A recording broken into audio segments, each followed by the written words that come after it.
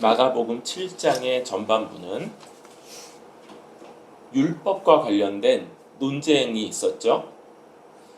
예루살렘에서부터 왔던 이 서기관들, 이들이 제자들이 손 씻지 않는 것을 통해서 구약의 정결 예식과 관련되어 있는 장로의 전통을 범한다 라고 고발할 때 예수님이 너희가 사람의 전통으로 하나님의 법을 폐한다 이렇게 규정하셨고요.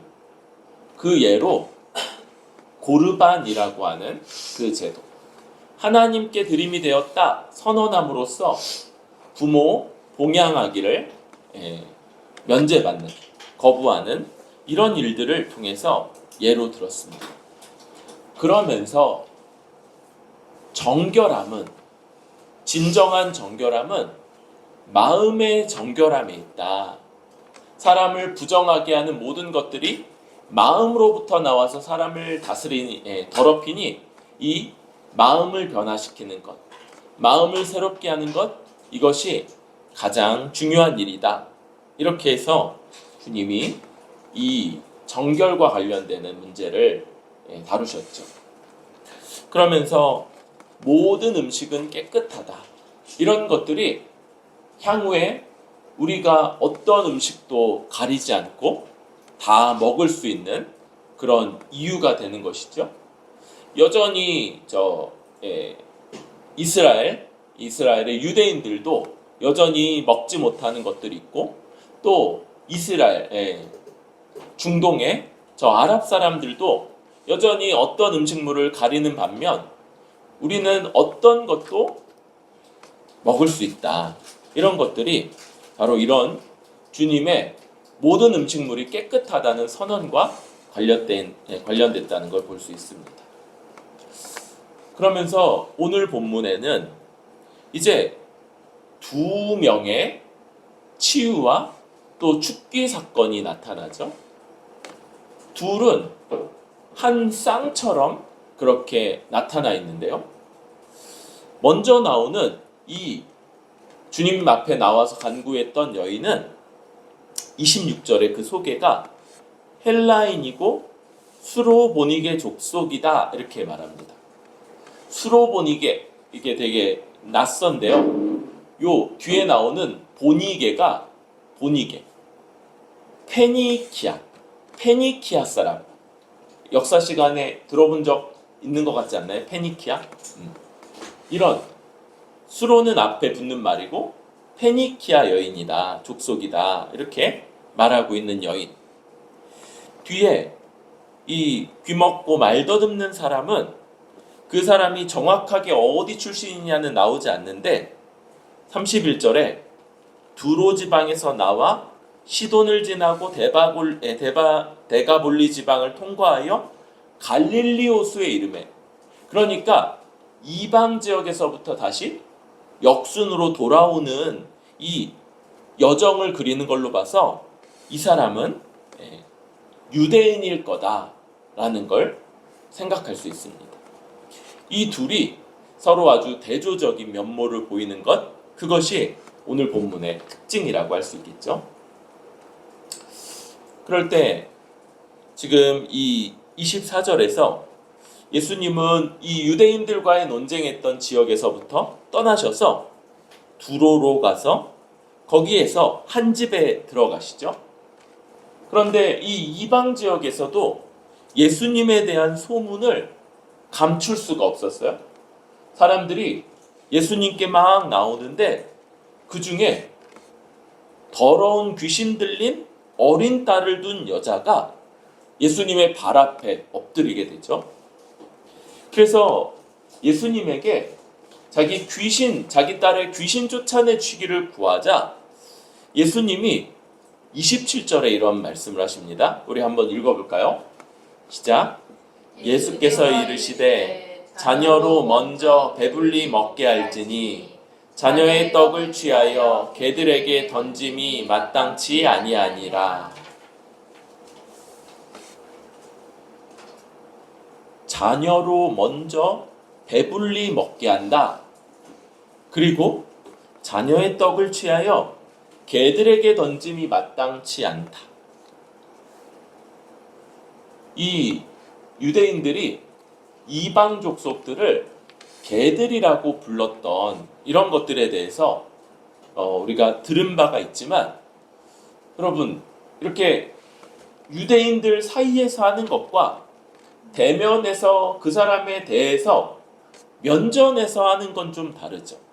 이것은 훨씬 더 아주 직접적으로 모욕적으로 느낄 수 있을 법한 그러한 발언이기도 해요. 그런데 그러면서 주님이 자녀의 떡을 취하여 개들에게 던지는 게 마땅치 않다. 그러면서 그런데 이 앞부분에서는 먼저라는 말을 합니다. 먼저.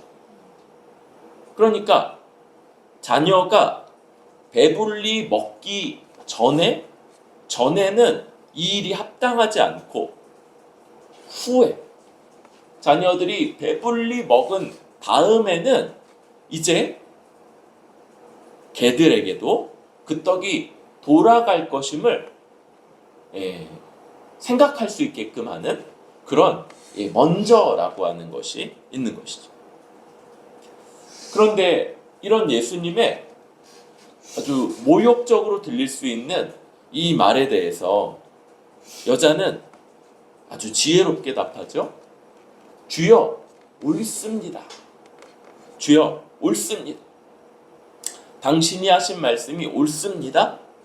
그런데 상 아래 개들도 아이들이 먹던 부스러기를 먹나이다. 자녀의 떡을 개들에게 막 나누어 주는 것들이 옳지 않지만은, 아이들이 먹다가 흘린 부스러기는 개들도 먹지 않습니까? 이렇게 답을 합니다. 예수님이 이것에 대해서 굉장히 흡족해 하시면서 말씀하십니다. 이 말을 하였으니 돌아가라, 귀신이 내 딸에게서 나갔느니라. 예수님이 이 한마디의 선언으로 그 어린 딸에게 들렸던 더러운 귀신을 내쫓으시고, 그리고 여자가 집에 가보니까 귀신이 나가고 아이가 침상에 누워있는 것들을 보면서 이 첫 번째 이야기가 맞춰지게 되죠. 그리고는 마치 필름을 뒤로 감는 것처럼 두로에서 나와서 시돈을 지나고 데가볼리 지방을 통과하여 갈릴리 호수에 이르는, 다시 예수님이 가셨던 그 길을 돌아서 유대 지역에 도착하시자 사람들이 예수님에게 또 한 명의 병자를 데리고 나오는데, 그 특징이 뭐예요? 귀가 먹고 말 더듬는 자입니다. 귀와 또 말하는 능력, 혀에 문제가 있는 사람인 것이죠. 이 사람을 데리고 예수님께 나와서 안수하여서 낫게 해주시기를 구하는데, 33절에 예수님이 그 사람을 따로 데리고 무리에서부터 떠나서 그 사람을 따로 데리고 가셔서 그를 고치시는데, 여러분, 저 수로보니게 여인의 어린 딸에게 들린 귀신을 쫓아낼 때는 그죠? 말 한마디를 하셨죠.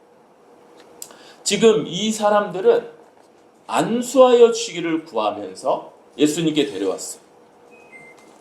근데 예수님이 이 사람을 치유하실 때 손가락을 그 양귀에 넣으시고요, 침을 뱉어서 그 혀에 손을 대시는 방식으로 이 사람을 치유하시는 거예요.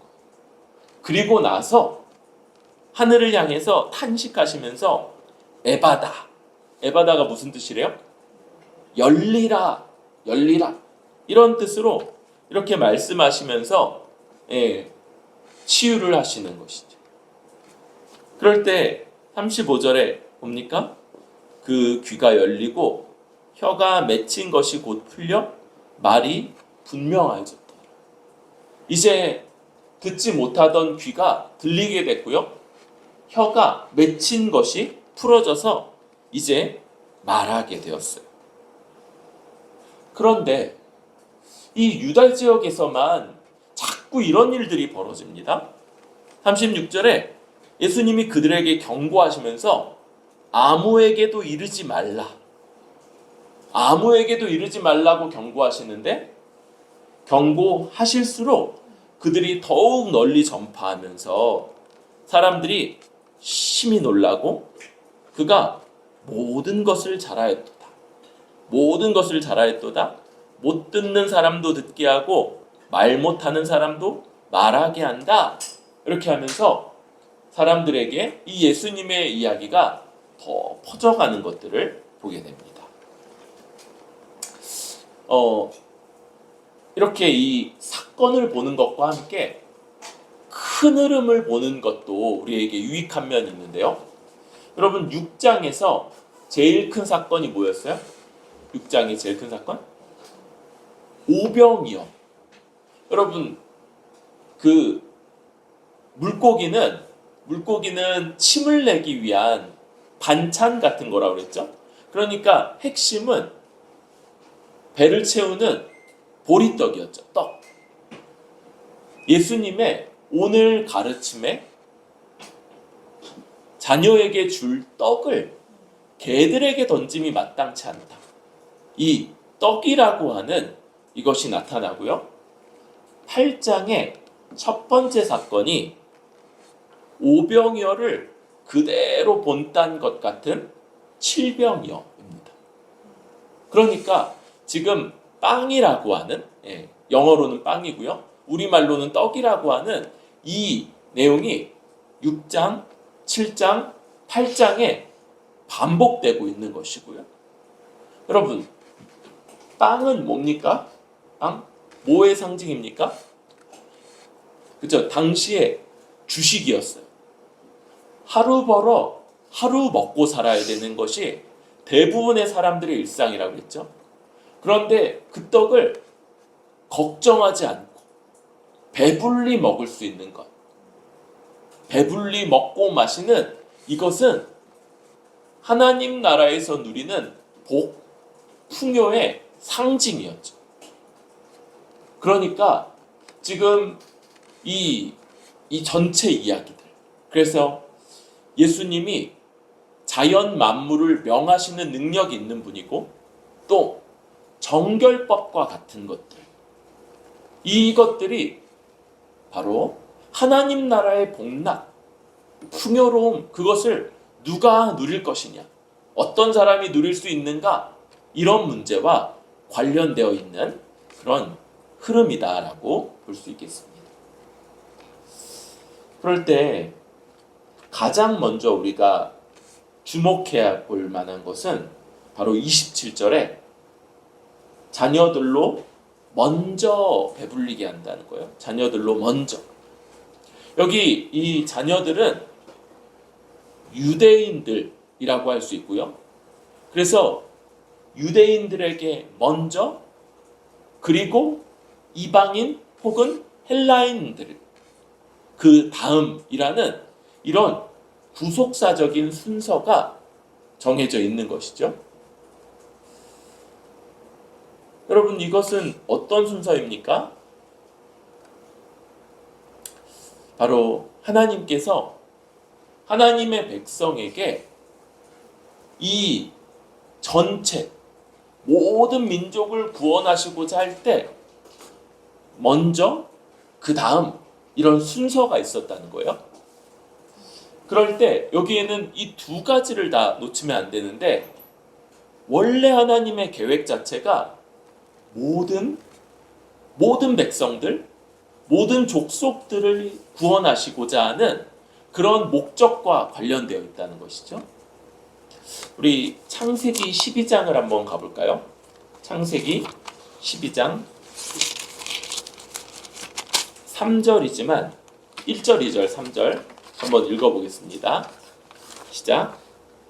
여호와께서 아브라함에게 이르시되 너는 너의 고향과 친척과 아버지의 집을 떠나 내가 내게 보여줄 땅으로 가라.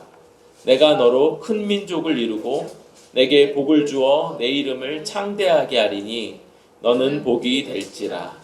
너를 축복하는 자에게는 내가 복을 내리고 너를 저주하는 자에게는 내가 저주하리니 땅의 모든 족속이 너로 말미암아 복을 얻을 것이라 하신지라. 지금 아브라함에게 하나님 나라의 복을 약속하시는 이 장면, 땅, 민족, 후손들, 그리고 복, 이 복이 하나님 나라의 복이며 하나님이 다스리셔서 주시는 복이라고 그렇게 말을 했었죠. 그래서 이 하나님 나라의 복락을 누리는 이것을 약속하는 지점에 땅의 모든 족속이 너로 말미암아 복을 받을 것이다, 이렇게 말씀하는 거예요. 땅의 모든 족속이 너로 말미암아 복을 받을 것이다. 그리고 이 한참을 지나서 하나님이 창세기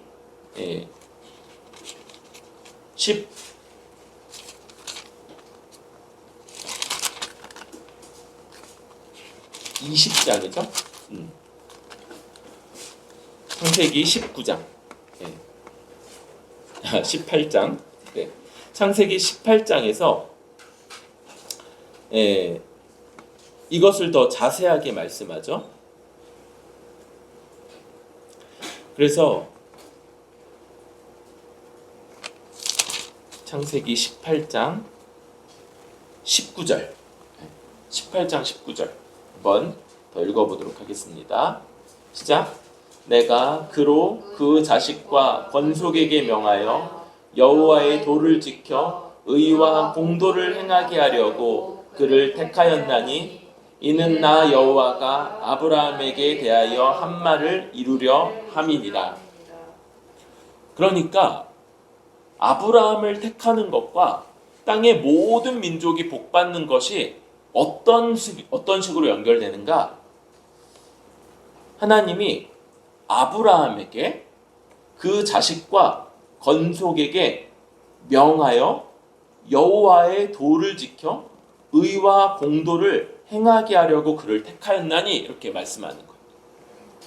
아브라함을 하나님이 택하실 때 그는 자식, 그러니까 혈통적 후손들, 그리고 권속은 그의 집에서 태어난 노예들이나 돈으로 사온 사람들을 포함하는 더 넓은 사람들 모두를 명하여 여호와의 도를 지키게. 그러면 그 여호와의 도, 하나님의 법, 하나님의 율법의 특징이 뭐냐? 의와 공도, 정의와 공평이라고 하는 것들이고, 그래서 여호와가 아브라함에 대하여 한 말을 이루려 함이라, 바로 그런 방식으로. 그러니까 아브라함을 가르침 받고 아브라함을 닮은 민족이 의롭게 공정하게 살아가는 것을 통해서 땅의 모든 족속들이 복을 받는다는 것, 이것이 하나님의 계획인 것이죠. 그리고 출애굽기 19장 한 번 더 가볼까요? 출애굽기 19장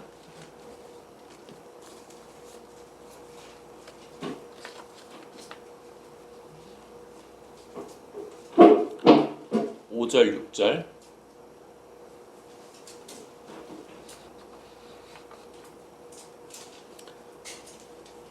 출애굽기 19장 5절 6절 같이 읽겠습니다. 세계가 다 내게 속하였나니 너희가 내 말을 잘 듣고 내 언약을 지키면 너희는 모든 민족 중에서 내 소유가 되겠고 너희가 내게 대하여 제사장 나라가 되며 거룩한 백성이 되리라. 너는 이 말을 이스라엘 자손에게 전할지니라. 이제 모세를 통해서 하나님이 그 백성을 불러내실 때 이런 하나님의 계획이 그들에게 다시 알려지고 선포되는데, 세계가 다 내 것이, 세계가 다 하나님의 것이요. 그런데 너희가 내 말을 잘 듣고 내 언약을 지키면, 아브라함이 그랬던 것처럼 내 언약을 배우고 그대로 행하여 율법, 의와 공도를 행하면, 그러면 너희가 모든 민족 중에서 내 소유가 되겠고, 여기 소유를 특별한 소유 혹은 보석 이렇게 의미하는 단어라고 그래요. 그러니까 일반적인 소유문이 아니라 그것만은 막 급히 막 피해야 될 때, 그럴 때도 그것만은 챙겨갈 법한 그런 보석과 같은 특별한 소유, 이것을 말하고요. 제사장 나라가 되며 거룩한 백성이 되리라. 제사장 나라, 거룩한 백성.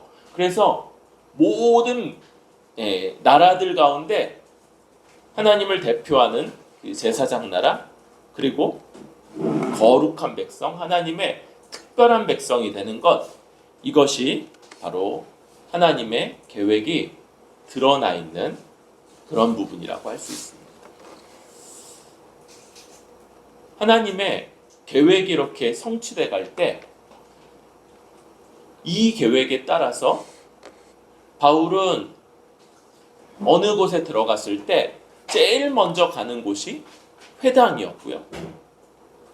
그런데 그 회당에서 하나님의 백성이 하나님의 뜻을 거절하고 대적했을 때, 그때 이제 발에 먼지를 털고 이제 이방인들에게로 가는 이런 모습들이 나타나고, 이 원리가 로마서 1장 16절에 나오는 바, 바로 먼저는 유대인에게 그리고 헬라인에게 라고 하는 이런 원리들이 정해져 있는 것이죠. 여러분, 하나님이 구약 이스라엘 백성을 세우셔서 이런 순서대로 하나님의 구원 역사를 펼쳐가실 때, 우리는 이 구약의 역사들도 우리를 구원하시고자 하는 계획 속에 하나님이 펼쳐가셨던 것들이라는 걸 볼 수 있고, 또 처음부터 아브라함을 부르실 때부터 약속하셨던 것들 속에 우리의 구원, 이방인의 구원이 있다는 것들을 생각하면서 하나님이 상황에 따라 그 계획을 이리저리 바꾸시는 분이 아니고, 그 상황에 따라서 하나님의 뜻을 이룰 수 없어서 대안을 마련하기에 분주하신 분이 아니라, 원래부터 이 모든 것들을 완전히 계획하시고, 그리고 그것을 선하게 아주 아름답게 이끌어 가시는 그러한 전능하신 하나님, 또한 신실하신 하나님이시라는 걸 보게 되죠. 더군다나 우리 이 먼저 유대인에게 그리고 헬라인에게라는 이 순서에서 유대인의 거부가, 유대인이 그 믿음을 거부한 것이 헬라인들에게 이 구원이 넘어가는, 우리 이방인들에게 넘어오는 그런 계기로 삼으신다는 것. 그러니까 어떤 사람의 거부, 거절까지도 또 다른 사람들을 유익하게 하고 하나님의 백성으로 부르시는 하나님의 선한 그 계획 가운데 사용하신다는 것을 볼 때, 하나님이 너무 놀라운 지혜를 가진 전능하심으로 그 계획을 이어오시면서, 우리가 볼 때는 뭔가 이상해 보이고, 뭔가 하나님의 계획에 반해 보이고 맞지 않아 보이는 것들까지 선하게 사용하시는 것, 이것을 우리는 볼 수 있고 또 의지할 수 있다, 이렇게 생각이 듭니다. 우리 두 번째 파트, 두 번째는 수로보니게 여인의 답변이죠. 수로보니게 여인은 주여 옳습니다, 이렇게 말해요. 여러분, 이 말이 걔들이라고 말하는 것, 그죠? 자기들끼리 그렇게 말하는 것들이 있지만 앞에다가 그 사람을 앞에 놓고 걔들이다 이렇게 말하는 건 굉장히 모욕적일 수 있는 그런 말이었어요.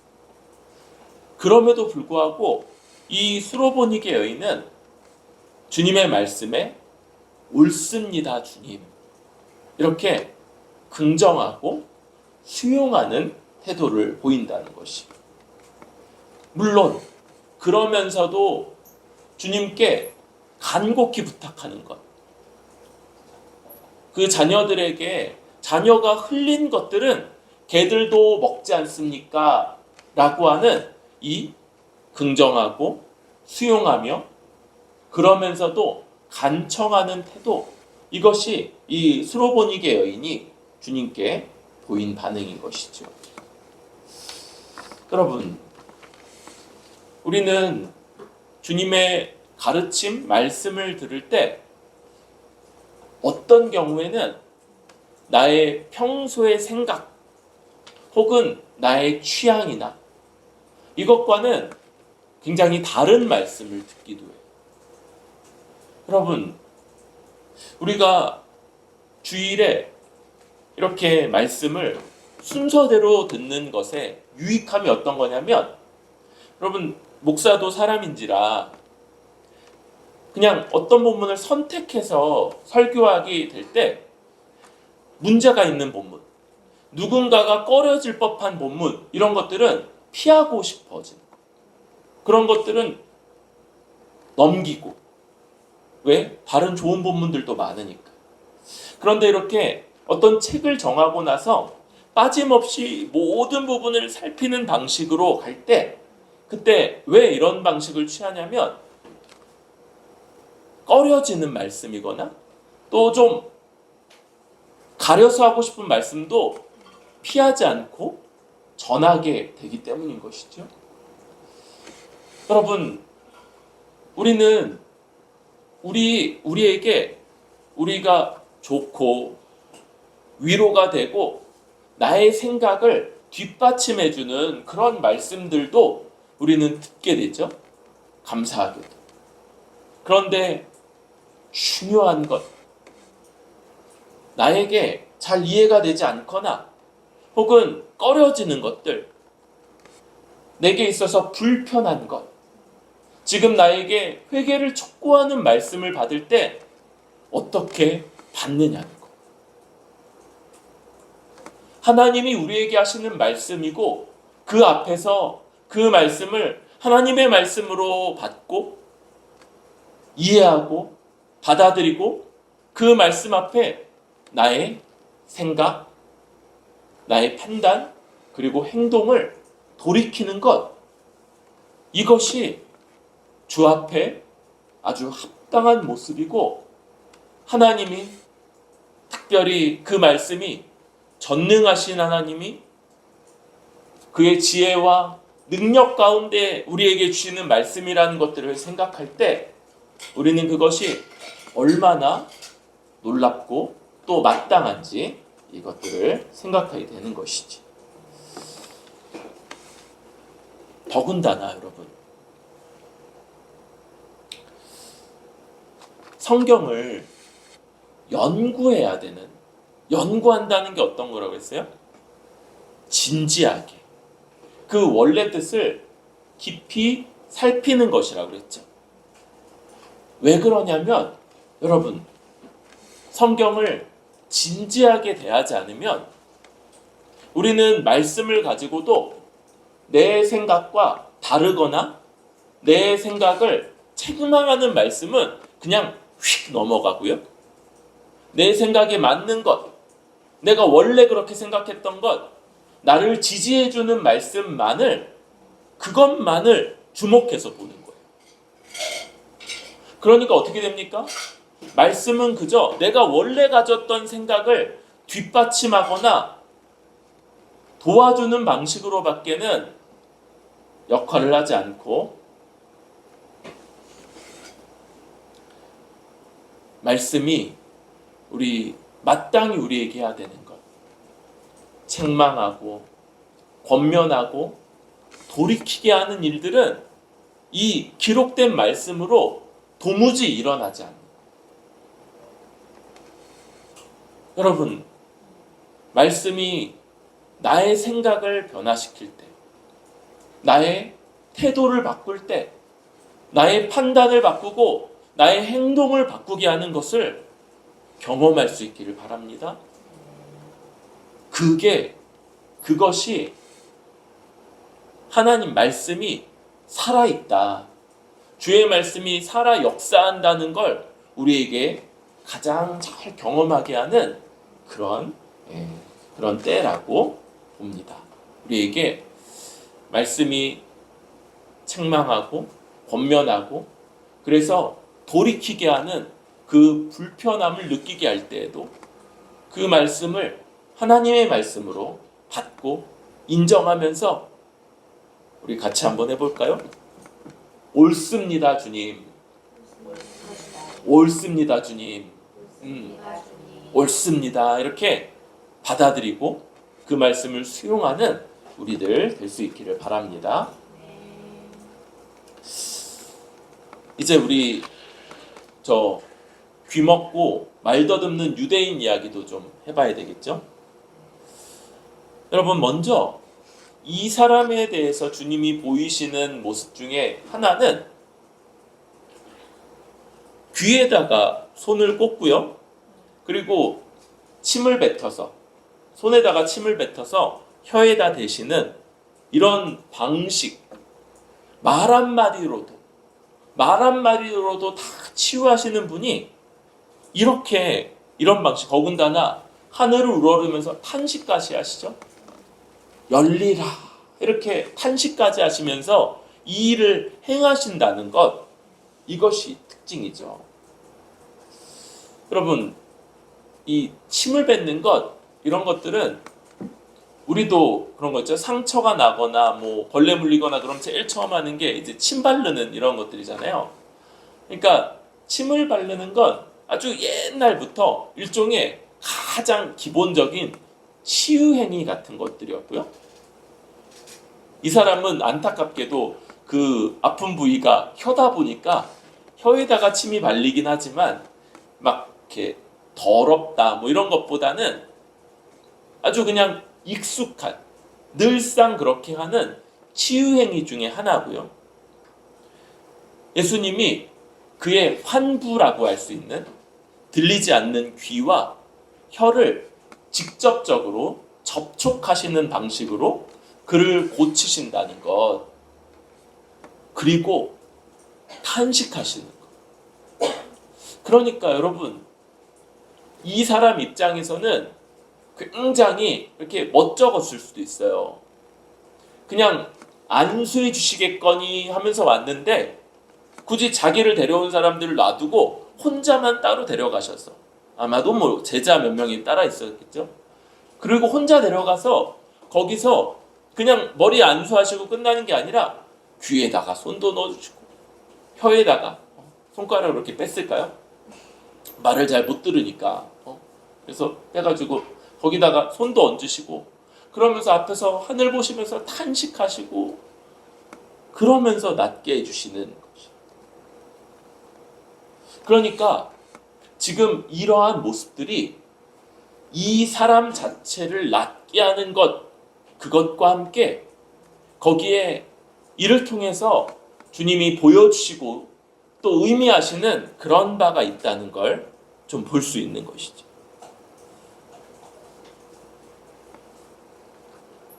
앞에 헬라인이고 이방인이었던 여인 수로보니게 족속의 여인과 대조될 때 이 사람은 어떤 사람입니까? 이 사람은 유대인이고 지금까지 저 수로보니게 여인이 보인 반응과 비교할 때 이들은 그거보다 훨씬 더 많은 가르침, 훨씬 더 많은 이적, 훨씬 더 많은 표적들로 그들을 돌보았는데도 저 수로보니게 여인과도 비교되지 않는, 그것보다도 못한 그런 반응, 가르침, 고백이 있는 자기 백성의 모습일 수 있겠다.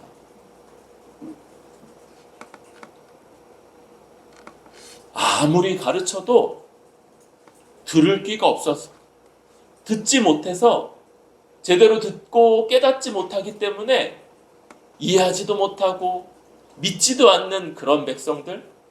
그러니 어떻게 됩니까?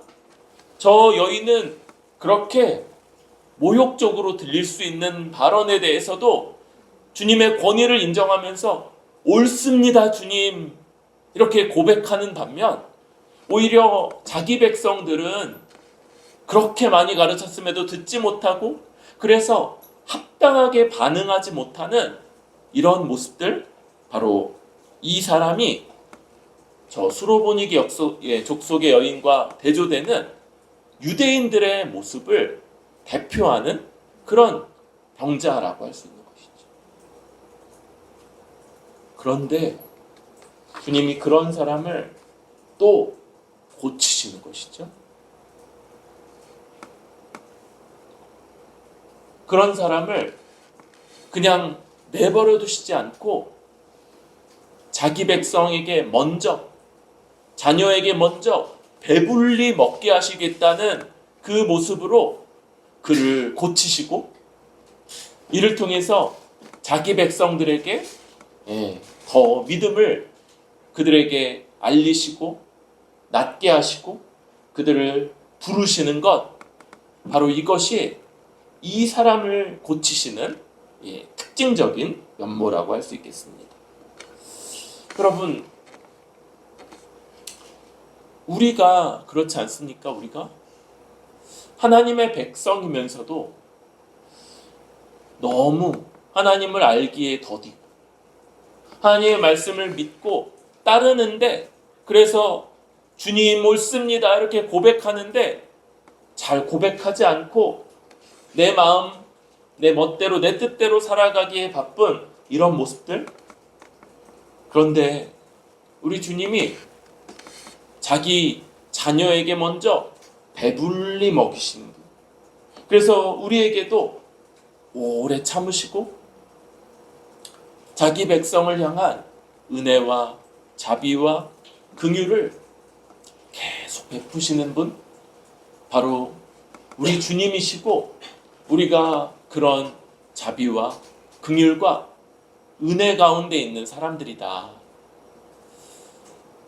여러분, 잘 못 듣는데 주님이 이 모든 은혜들로 또 들려주시고 또 들려주시고 또 듣게 하심으로 우리 같은 자들도 듣고 깨닫고 알고 믿게 하시는 것이고, 그래서 주여 옳습니다, 우리 주님 앞에 합당하게 반응할 수 있도록, 그런 마땅한 고백과 또 삶의 고백이 나올 수 있도록 우리를 오래 참으시며 자비하시며 긍휼을 베푸시면서 인도하시는 것, 이것이 바로 우리 주님의 모습이요, 우리가 그 가운데 누리고 있는 우리 주님의 은혜라고 할 수 있겠습니다.